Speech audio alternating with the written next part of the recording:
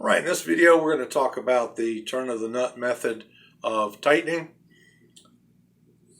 When you are not able to use a Lejeune gun, then you may have to use the turn of the nut method. In order to do that, you want to begin with what we call snug tight. What that means is that you have tightened the nut and all of the nuts of the connection sufficiently that you cannot remove it with your hands. That is, you cannot remove it without a wrench.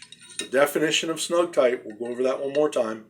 You've tightened it with a wrench, so much so that it cannot be removed without the use of a wrench. It cannot be removed with your hands. That's snug tight. Now then, if all the plies are together, all your bolts, the nuts are tightened up, snug tight, then we're ready to start this process exactly called the turn of the nut. Now then, I'm going to use this nut and bolt to do this. What you want to do is you want to mark both the bolt and the nut.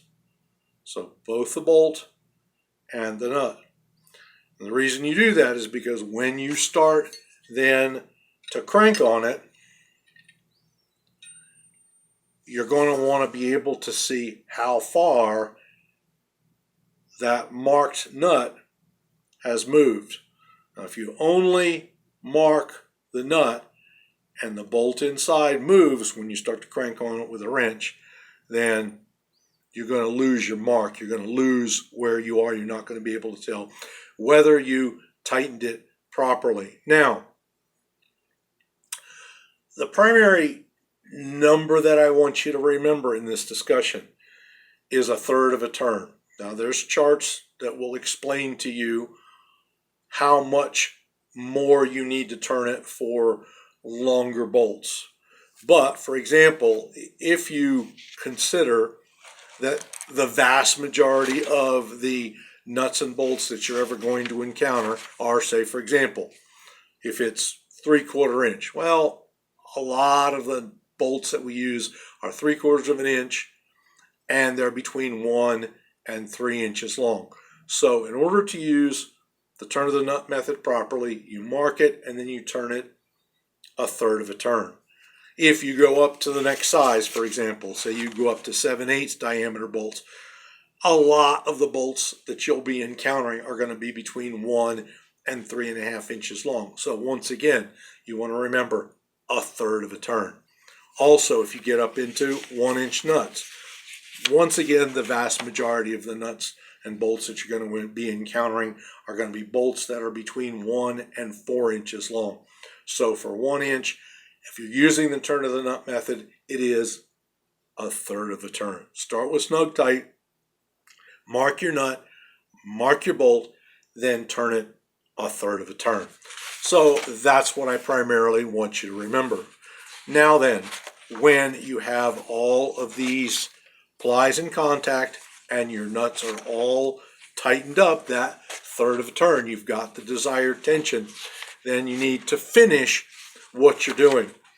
One of the things that we have to do is we have to inspect that bolts have been tightened properly. So your foreman's going to come through, he's going to inspect a certain percentage of the bolts, 40, 50%. So he's going to come through and check those.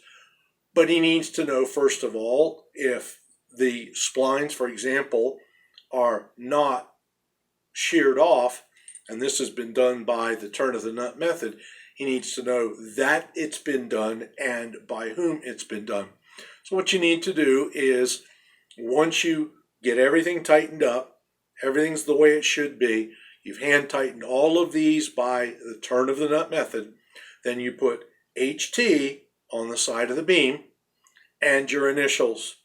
So HT means hand tight and your initials. And that's the procedure for the turn of the nut. Now then, they'll call for a third-party inspector. He'll come in and he'll do the final inspection.